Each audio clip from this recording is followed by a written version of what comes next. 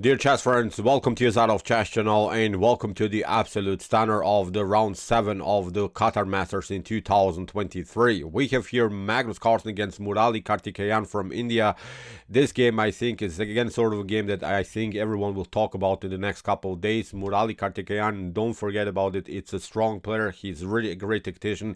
He pulled off the immortal game against Alireza Firouzja with one of the greatest queen sacrifices of all time, so Murali knows his stuff, Murali knows how to play chess. Maybe he's not in this elite top GM level, but how he can play chess, believe it or not, this is really a great chess player for sure. So let's see now what happened. It was, in my opinion, again a shocking game with the white pieces. Magnus Carlsen opened with the move e4. We have e5 by Murali, knight to f3 by Magnus, knight to c6, and after bishop to b5 the Spanish game is on the board. We have now the move a6 by Murali, and here Magnus Carlsen played the move bishop to a4. Look at this crazy arrow that I drew. It's almost like my bishop started to identify as a knight. Really well stuff. So okay, after move bishop to a4 we have knight to f6 by Murali, we have knight to c3 by Magnus Carlsen, and now b5, simply putting more pressure against this bishop on a4. We have bishop to b3, and many things can go wrong already if you don't react correctly to this opening by Magnus Carlsen. Many of us, I think, would even start to push the pawn with the move b4, trying to maybe attack the knight that's defending the pawn on e4, but then actually with knight to g5 you're getting destroyed in an early stage of the game, so this concept is not working. So after move bishop to b3, that's why Murali's development was of course the move bishop to c5.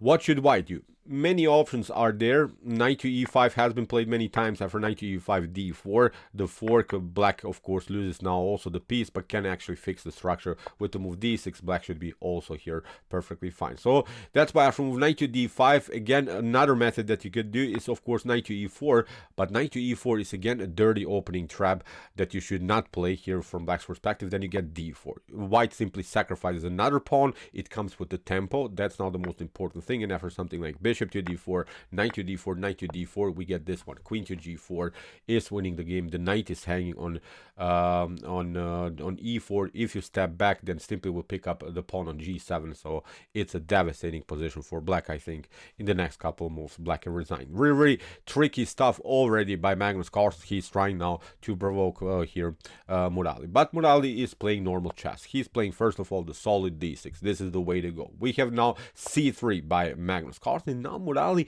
makes, I think, here already a tiny little inaccurate move in the opening stage. Bishop to e6 seems dangerous, seems active, but actually this move can be met immediately with the move d4. A better way is to proceed with the normal h6, preventing in some lines after d4 and similar stuff to get pinned by the bishop on g5. Here, after move bishop to e6, Magnus Carlsen pull off immediately the move d4. We have e takes d4, and after c takes d4, notice now that this bishop, for instance, if you retreat with the bishop, Murali played here bishop to b4 check, then there is this problem. The bishop is actually always a tactical threat here to get the fork with d5. So the bishop is basically lined up with the knight on c6, so there are many tactical opportunities for white in the later stage of the game. So that's why this bishop to e6 is a tiny little inaccuracy here. Magnus, as I said, played the move d4. We have e takes d4, c takes d4, but now Murali played first bishop to d5 in order, after e takes d5, to deliver at least this check to get out of this mess with some tactics. But it's of course a risky line, has been played before. We have here Mateusz Bartel against Luca Moroni, in which Bartel won the game with the white pieces in this exactly same position. The problem, I think, here for black is that you have lost the bishop pair in an early stage of the game, and white has also the space advantage now on the 5th rank. Of course, you have stopped now here white from castling for securing the king by castling, but it's not so dangerous, I think, to play even with the king here, because there's simply no good attacking piece that could attack here white king on this side of the board, because after knight to d7, okay, here the pawn is twice attacked. Here white can immediately play the move bishop to g5, and white is pretty solid here. White can attack the knight. You cannot, of course, take something like, I don't know, knight to d5, because we'll simply play bishop to d5, knight to d5 loses the queen. Or what you could do, maybe instead of this move, knight takes takes d5. You could of course play knight to e4, attacking now the bishop on g5, but now we simply support it with h5, and then again I think black is facing many tactical problems. There are even some rook lift ideas. We will eventually attack the knight, kicking away the bishop, maybe include this other rook into the game. So with a beautiful bishop pair, with the space advantage on the 5th rank, I think white should be much better. But after move knight to e7 that Murali played here, as we said, bishop to g5 would be the best move, and I think it's the only move that's good for white here.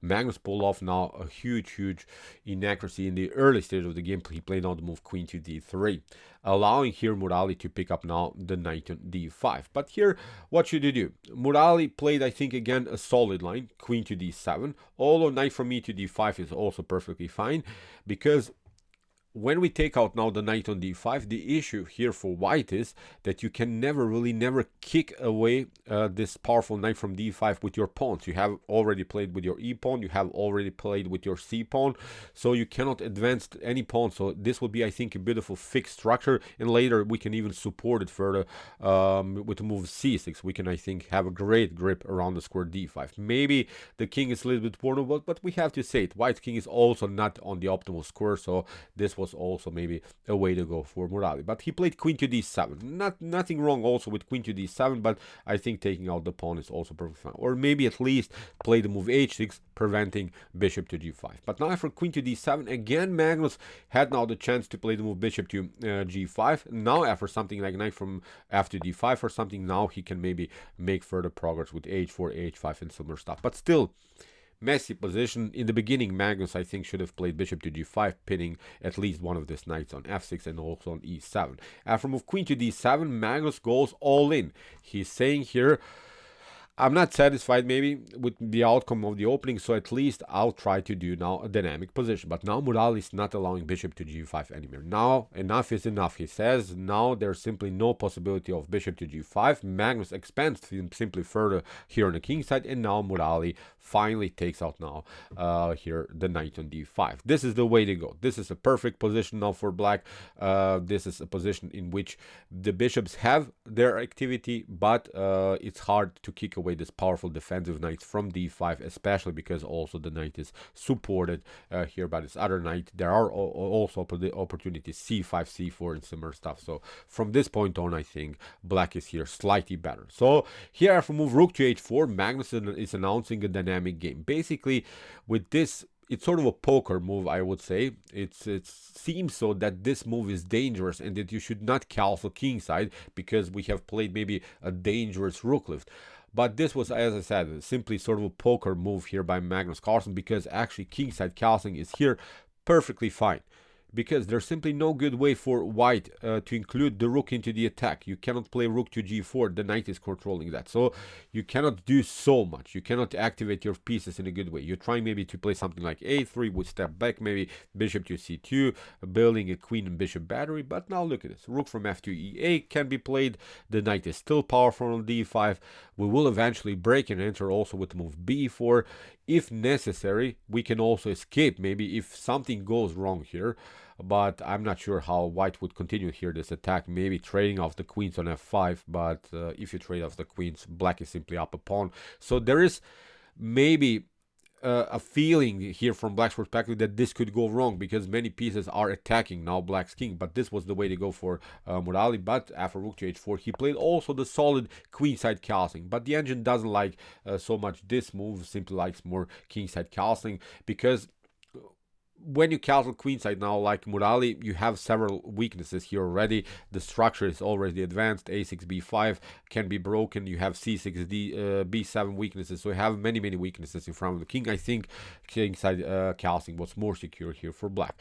Magnus plays immediately a3. We have bishop to a5. We have a4 breaking and entering now, of course, black, where black has already castled. So bishop to b6. Now Magnus reroutes the knight, wants finally to include the rook somehow into the game. The rook it was a good move, but you don't have another square to include. So that's why with the idea knight to e4 followed with rook to e4. We have rook to e8. Murali is not allowing that. We have 8xb, and now knight to e4. We have king to b7. Good move, not allowing some dangerous checks on the back rank, and also to include maybe some other pieces on the a file. We have queen to f3 by Magnus, and now queen to c6. Here Murali, of course, noticed the tactical threats after knight to f6 that there's simply too much pressure against the king on b7. But now Magnus makes, I think, the crucial mistake of this particular game. He played now the move bishop to h6. Of course, what Magnus was hoping for is that you play something like g takes h6 here. If you play that, then of course we have this one, knight to f6, knight takes f6, queen to f6. This one is protected, this one is weak, the rook is very active, you have light score problems. Clear idea here by Magnus Carlsen, but Murali, after move bishop to h6, played the beautiful counterattack, an amazing move. Really must move here for black. He played now the beautiful rook to e4. He went now into a line where he is giving up the rook for two minor pieces, which is the way to go, which is perfectly fine. As I said in the beginning of the video, Murali is a great tactician and he sees this kind of stuff. He is a great calculator, so that's why kudos to him, because he played now really awesome defensive game, first of all, against Magnus Carlsen.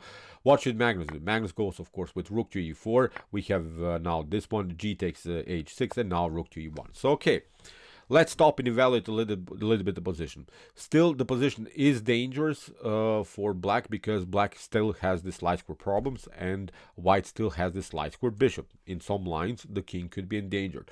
But it's very hard for white to create a pass pawn. In order to make your rooks work here, you have to maybe somewhere create some kind of a pass pawn, and that's I think the tough side now of this particular position for white. You can play sometimes the position with your rook against two minor pieces, but at least you have another strategic, I don't know, idea, another strategic problem in black's position maybe, or maybe at least some kind of a new opportunity. Here I think Magnus doesn't have any opportunities, so what black basically needs to do is just to simplify the game and slow down the pace, not allowing these rooks to come into the game, and especially the light square bishop should be also stuck here on b3. So here Murali first of all gets out of this light square mess. King to b8, good move. Rook to e2, we have queen to b7, we have bishop to d5 by Magnus Carlsen. If you play rook from a to e1, if you try to maybe include the pieces into the game, then c6 would be the good move, I think, here for Murali. This wasn't playing the game, but look at this. We can actually fix even the knight further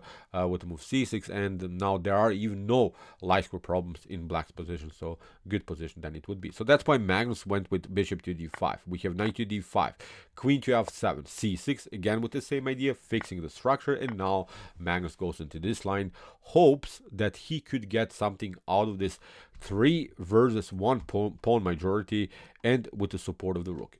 With this tactical sequence, Magnus Carlsen at least created something. But of course, as I said, Murali, great player. He simply played, I think, a calm, really normal chess, which I think should be very instructive here to watch, because he never was frightened here in this game against Magnus Carlsen. He played simply his best chess that he can. And after king takes b7, we have rook to d1. Here he simply goes with the king towards the center, and now you see again, when Magnus Carlsen attacked now the pawn on h6 with rook to e6, again Murali didn't just play rook to h8 in order to defend the pawn. He also played a beautiful counterattack, because if you pick up now here the pawn on h6, then you get this one, knight to e3, the beautiful fork, really well stuff. Rook to f8, great move. Rook to d2 by Magnus, rook to f6, rook to e4. Now the king comes closer, which is a good move here to play in the endgame stage. Now Magnus plays g3. But even if you play, I don't know, something like rook to e2, then there is this problem. Rook to f5, you have to protect it. We simply pick up the pawn. You can maybe try to do a couple of checks, but nothing spectacular also here in white's position. So after move g3 that Magnus Carlsen played, Murali simply attacked. And now the pawn on h5. We have g4, rook to f7, rook to d3. And now, again, a good move here by Murali, trying, of course, to include the knight on a better square into the game, maybe here on his beautiful f4 square, because now Magnus played the move g4 and left now a hole in white's position. We have rook to e3, knight to e6, beautiful move, d5, and now c takes d5. Here by Morali, we have rook to f3, and now rook to g7, simply putting more pressure against also the weak pawn on g4. We have rook to d5. Here Morali takes, also down the pawn on g4. Magnus continues with rook to f6, but now bishop to d4. Good move here also by black, again attacking the rook and not allowing here Magnus Carlsen to spread his wings. We have rook to h6, rook to f4, we have rook to b5, and now rook takes f2. Here Morali found a beautiful way how to include now all of the pieces in the attack. Here actually Morali built a beautiful mating pattern with this idea: knight to c5, knight to d3, and then delivered checkmate with the rook, with the queen, with the rook, with the knight, and also with the bishop. So we have king to d1 by Magnus, bishop to e3, and believe me or not, in this particular position, Magnus Carlsen, the big Magnus, resigned, which is now his second loss in this tournament against a much lower rated opponent with the white pieces. Really well stuff. Let's see just a possible continuation, because the pattern I think is very instructive. You can deliver a couple of checks, but now after knight to d3, the huge threat is of course rook to d2, checkmate. All of the squares are taken for the king cannot escape, and look at this, you can maybe deliver a couple of checks, but only just to prolong the game. Now after rook to d2, this would be a stunning and epic checkmate. So congratulations to Morali, great game he played out of the seemingly really risky line in the Ruy Lopez, but Magnus Carlsen made a huge blunder. Again, Morali reacted in a beautiful tactical way. He never was scared against Magnus Carlsen. That's the way to go. He showed now really the way how to beat Magnus. Incredible game it was, but we have to say it. Something is not going in a good direction here for Magnus Carlsen this tournament. I'm not sure what's going on with Magnus Carlsen. It's not the problem that he's losing. He's losing really with strange blunders. I'm not sure if that's the result of the issues that he had so far in this tournament with his watch thing and everything, but I think still that Magnus Carlsen has the right to say if he is bothered by something in the events, because in this event the restrictions should be really followed like they're written in the FIDE rules. If they're not written like in the if they're not applied like they're written in the FIDE rules, then something is wrong. So I'm not sure about this tournament where all of this is going in the FIDE chess community, but also something is going on with Magnus Carlsen. Probably he's not feeling very well playing this classical time format chess games like he mentioned before. He maybe is not seeing some pleasure in these types of games. He's very happy when I see him playing rapid blitz bullet chess also on chess.com. He feels more, I think, more comfortable in these games. I'm not sure, but as I said, Morali took now his chances. We should not underestimate, of course, his win today, because this was an awesome game with great counterattacks, with great tactical opportunities. Again, congratulations to the Indian top GM. So, okay, I hope that you enjoyed this game. I really enjoyed it a lot. Interesting ideas here of the Ruy Lopez. We have seen also some cool traps. I think this was really instructive game. If you want to see more Magnus Carlsen chess games, but also some other top GM games, here on my YouTube chess channel, check out our common chess games. Here's the link of our videos, and if you want to see even more brutal chess games, check out our common chess games played by computer series, where still the dirty Stockfish, Lila C0, Alpha 0, and many top engines playing in their other competitions. And if you like this content, don't forget to subscribe to my channel. See you soon with some more videos, and what do we say? Chess is the best, of course.